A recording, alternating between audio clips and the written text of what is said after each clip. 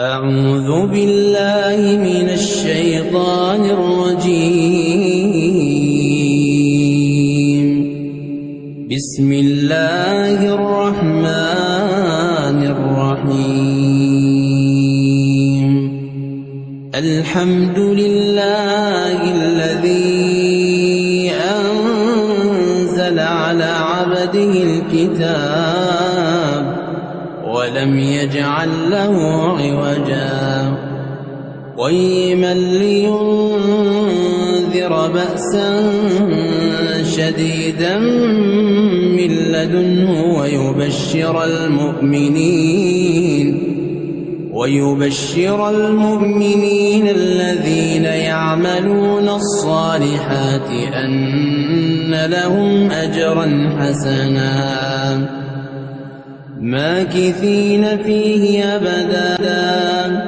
وينذر الذين قالوا اتخذ الله ولدا ما لهم به من علم ولا لآبائهم كبرت كلمة تخرج من أفواههم يقولون إلا كذبا فلعلك باخع نفسك على آثارهم إن لم يؤمنوا بهذا الحديث أسفا إنا جعلنا ما على الأرض زينة لها لنبلوهم أيهم أحسن عملا وإنا لجاعلون ما عليها صعيدا جرزا أم حسبت أن أصحاب الكهف والرقيم كانوا من آياتنا عجبا إذ أوى الفتية إلى الكهف فقالوا ربنا آتنا من لدنك رحمة وهيئ لنا من أمرنا رشدا وضربنا على آذانهم في الكهف سنين عددا ثم بعثناهم لنعلم أي الحزبين أحصى لما لبثوا أمدا نحن نقص عليك نبأهم بالحق إنهم فتية آمنوا بربهم وزدناهم هدى وربطنا على قلوبهم إذ قاموا فقالوا ربنا رب السماوات والأرض لن ندعو من دونه إلها لقد قلنا إذا شططا هؤلاء قومنا اتخذوا من دونه آلهة لولا يأتون عليهم بسلطان بين فمن أظلم ممن افترى على الله كذبا وإذ اعتزلتموهم وما يعبدون إلا الله فأووا إلى الكهف ينشر لكم ربكم من رحمته ويهيئ لكم من أمركم مرفقا وترى الشمس إذا طلعت تزاور عن كهفهم ذات اليمين وإذا غربت تقرضهم ذات الشمال وهم في فجوة منه ذلك من آيات الله من يهد الله فهو المهتد ومن يضلل فلن تجد له وليا مرشدا وتحسبهم أيقاظا وهم رقود ونقلبهم ذات اليمين وذات الشمال وكلبهم باسط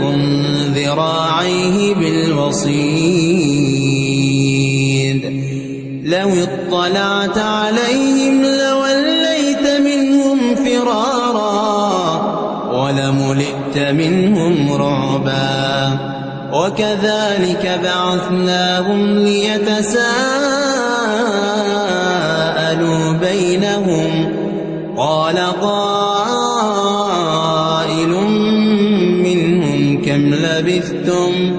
قالوا لبثنا يوما أو بعض يوم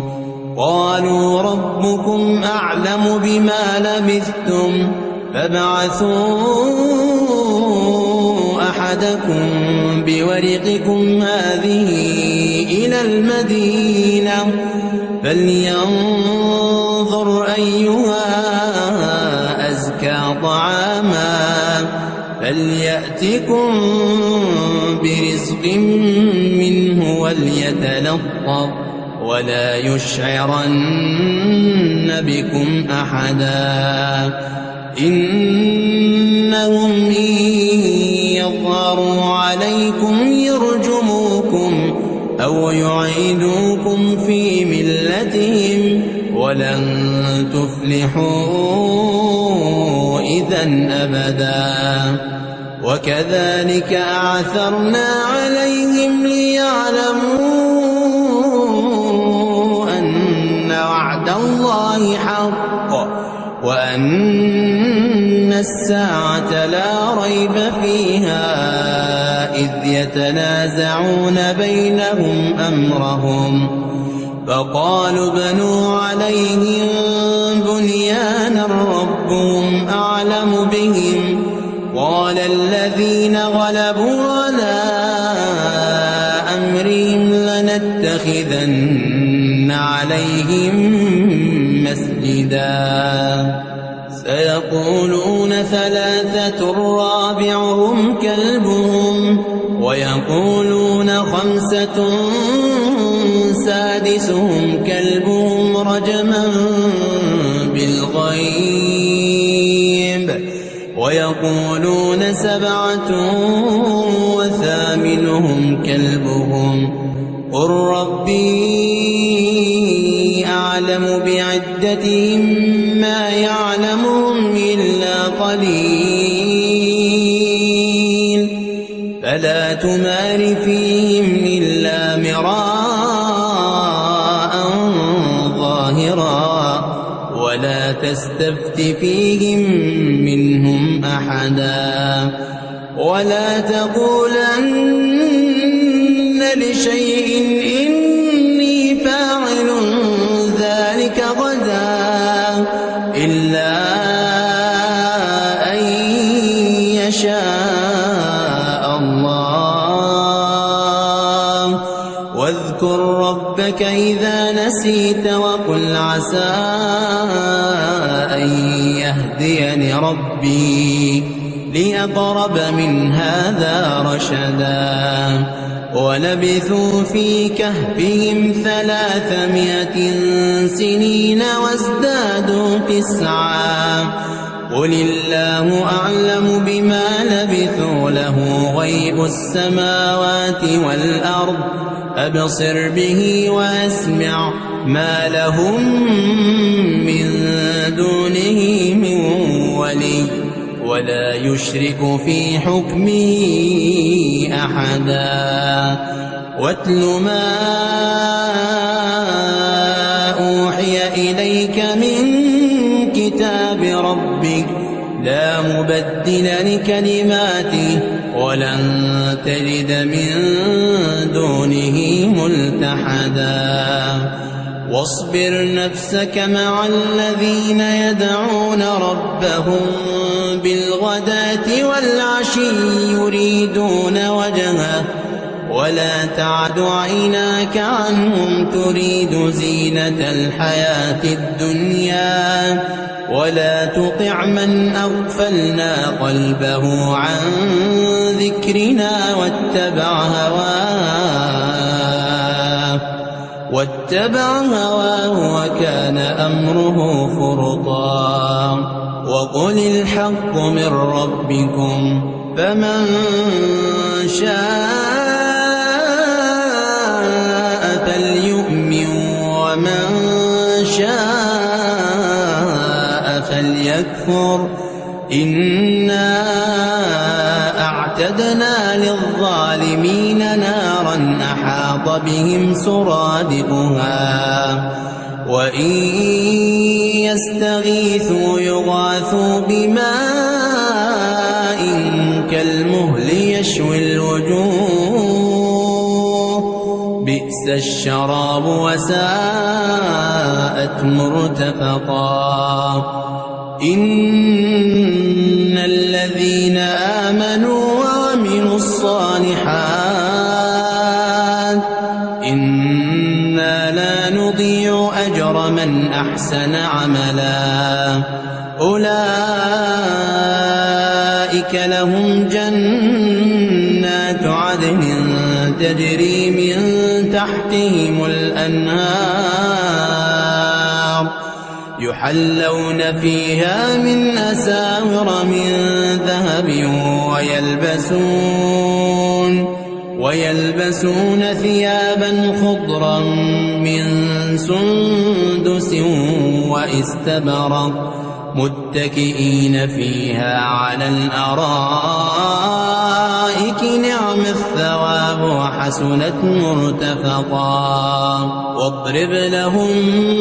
مثل الرجلين جعلنا لأحدهما جنتين من أعناب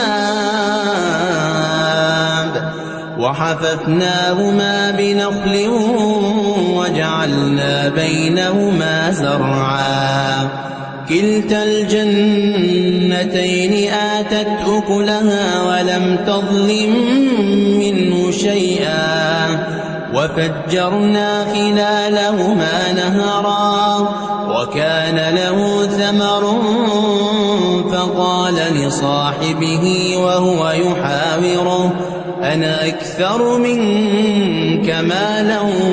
وأعز نفرا ودخل جنته وهو ظالم لنفسه قال ما أظن أن تبيد هذه أبدا وما أظن الساعة قائمة ولئن رددت إلى ربي لاجدن خيرا منها منقلبا قال له صاحبه وهو يحاوره أكفرت بالذي خلقك من تراب ثم من نطفة ثم سواك رجلا لكن هو الله ربي ولا أشرك بربي أحدا ولولا إذ دخلت جنتك قلت ما شاء الله لا قوة إلا بالله إن ترني أنا أقل منك مالا وولدا فعسى ربي أن يؤتيني خيرا من جنتك ويرسل عليها حسبانا من السماء فتصبح صعيدا زلقا أو يصبح ماؤها غورا فلن تستطيع له طلبا وأحيط بثمره فأصبح يقلب كفيه على ما ونفخ فيها وهي خاوية على عروشها ويقول يا ليتني لم أشرك بربي أحدا ولم تكن له فئة ينصرونه من دون الله وما كان منتصرا هنالك الولاية لله الحق هو خير ثوابا وخير عقبا واضرب لهم مثل الحياة الدنيا كماء إن أنزلناه من السماء فاختلط به نبات الأرض فأصبح هشيما تذروه الرياح وكان الله على كل شيء مقتدرا المال والبنون زينة الحياة الدنيا والباقيات الصالحات خير عند ربك ثوابا وخير أملا ويوم نسير الجبال وترى الأرض بارزة وحشرناهم فلم نغادر منهم أحدا وعرضوا على ربك صفا لقد جئتمونا كما خلقناكم أول مرة بل زعمتم أن لن نجعل لكم موعدا ووضع الكتاب فترى المجرمين مشفقين مما فيه ويقولون يا ويلتنا ما لهذا الكتاب لا يغادر صغيرة ولا كبيرة إلا أحصاها ووجدوا ما عملوا حاضرا ولا يظلم ربك أحدا وإذ قلنا للملائكة اسجدوا لآدم فسجدوا إلا إبليس كان من الجن ففسق عن أمر ربه أفتتخذونه وذريته أولياء من دوني وهم لكم عدو بئس للظالمين بدلا ما أشهدتهم خلق السماوات والأرض ولا خلق أنفسهم وما كنت متخذ المضلين عضدا ويوم يقول نادوا شركائي الذين زعمتم فدعوهم فلم يستجيبوا لهم وجعلنا بينهم موبقا ورأى المجرمون النار فظنوا أنهم مواقعوها ولم يجدوا عنها مصرفا ولقد صرفنا في هذا القرآن للناس من كل مثل وكان الإنسان أكثر شيء جدلا وما منع الناس أن يؤمنوا إذ جاءهم الهدى ويستغفروا ربهم إلا أن تأتيهم سنة الأولين أو يأتيهم العذاب قبلا وما نرسل المرسلين إلا مبشرين ومنذرين ويجادل الذين كفروا بالباطل ليدحضوا به الحق واتخذوا آيات آياتي وما أنذروا هزوا ومن أظلم ممن ذكر بآيات ربه فأعرض عنها ونسي ما قدمت يداه إنا جعلنا على قلوبهم أكنة أن يفقهوه وفي آذانهم وقرا وإن تدعوهم إلى الهدى فلن يهتدوا إذا أبدا وربك الغفور ذو الرحمة لو يؤاخذهم بما كسبوا لعجل لهم العذاب بل لهم موعد لن يجدوا من دونه موئلا وتلك القرى أهلكناهم لما ظلموا وجعلنا لمهلكهم موعدا وإذ قال موسى لفتاه لا أبرح حتى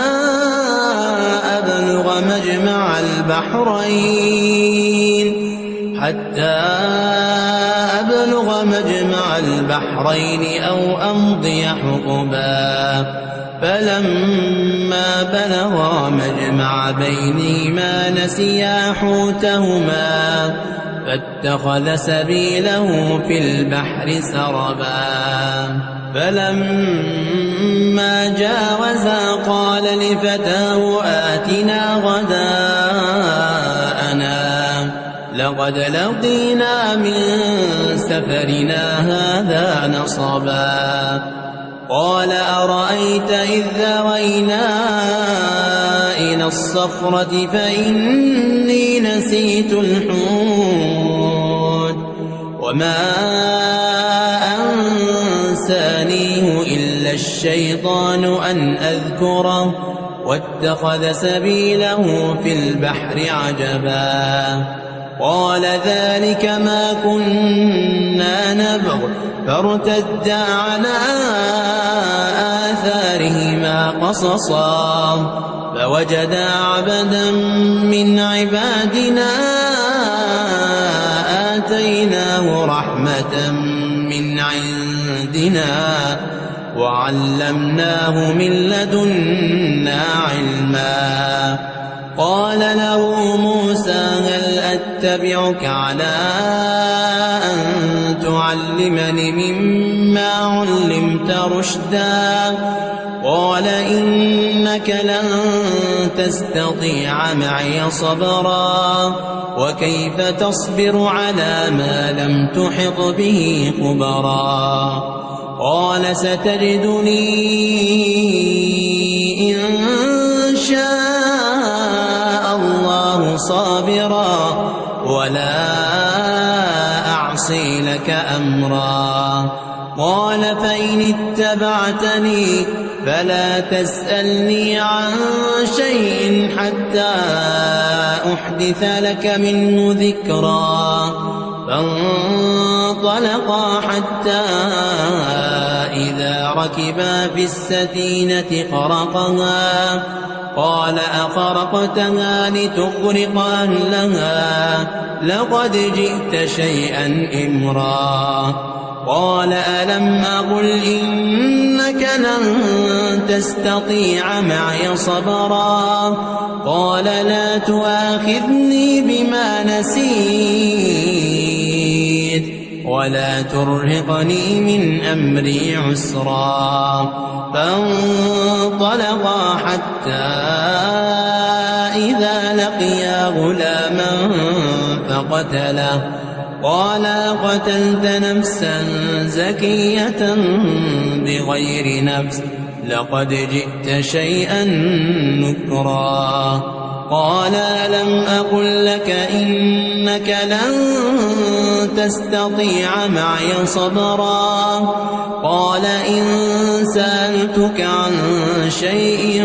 بعدها فلا تصاحبني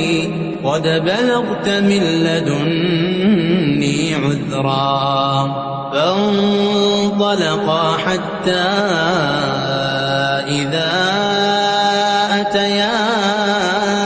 أهل قرية استطعما أهلها فأبوا أن يضيفوهما فوجدا فيها جدارا يريد أن ينقض فأقامه. قال لو شئت لاتخذت عليه أجرا. قال هذا فراق بيني وبينك سأنبئك بتأويل ما لم تستطع عليه صبرا. أما السفينة فكانت لمساكين يعملون في البحر فأردت أن أعيبها وكان وراءهم ملك يأخذ كل سفينة غصبا. وأما الغلام فكان أبواه مؤمنين فخشينا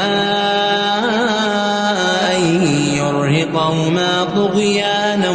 وكفرا فأردنا أن يبدلهما ربهما خيرا منه زكاة وأقرب رحما. وأما الجدار فكان لغلامين يتيمين في المدينة وكان تحته كنز لهما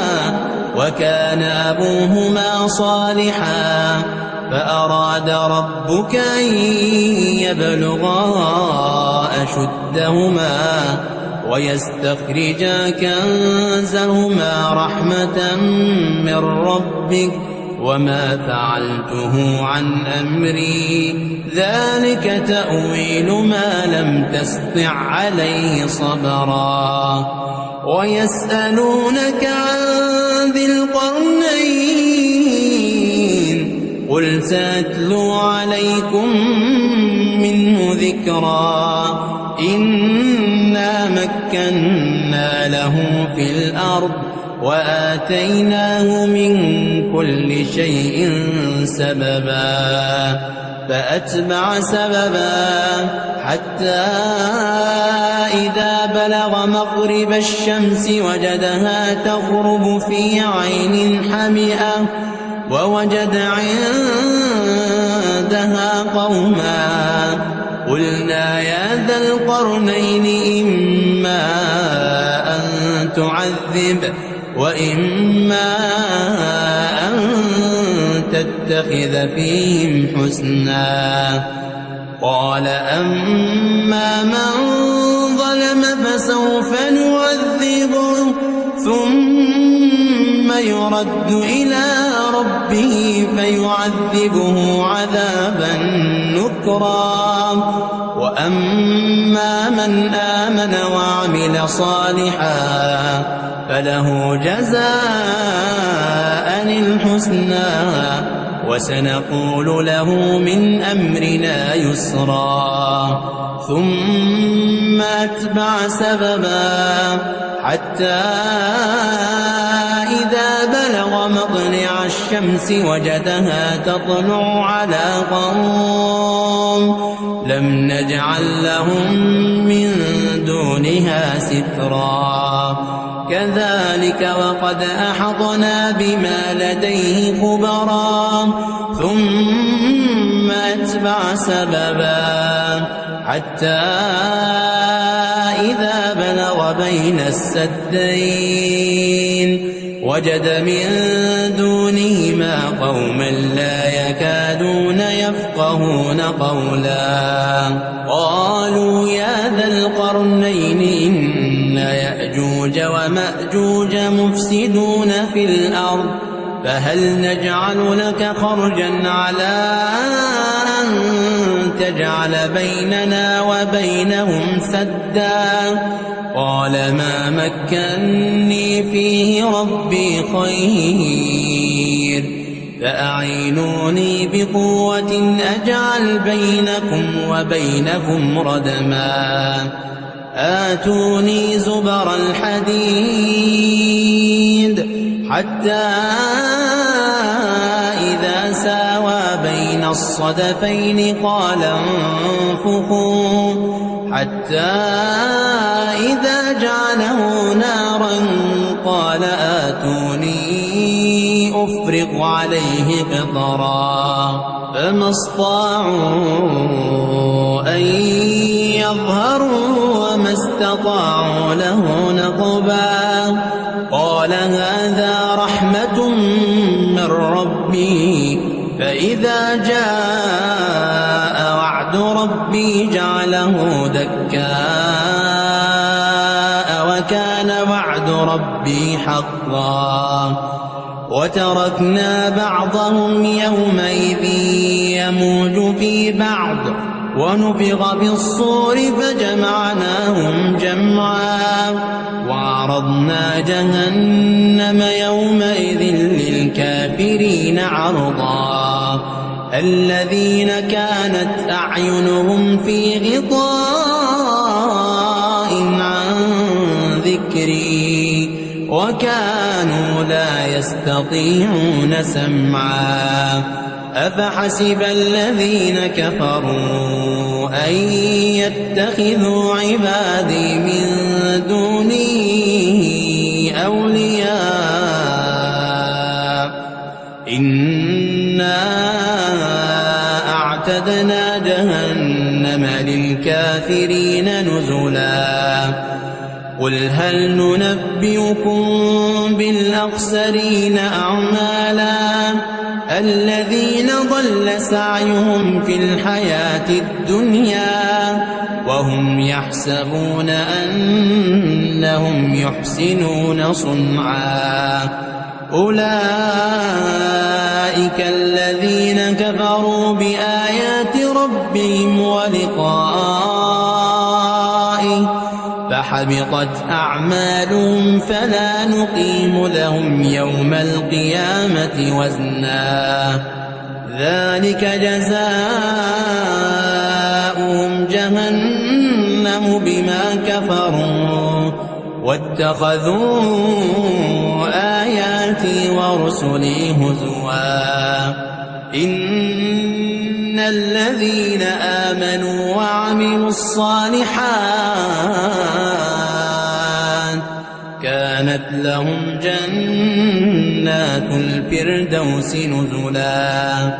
خالدين فيها لا يبغون عنها حولا قل لو كان البحر مدادا لكلمات ربي لنفد البحر قبل أن تنفد كلمات ربي ولو جئنا بمثله مددا قل إنما أنا بشر مثلكم يوحى إلي أنما إلهكم إله واحد فمن كان يرجو لقاء ربه فليعمل عملا صالحا ولا يشرك بعبادة ربه أحدا.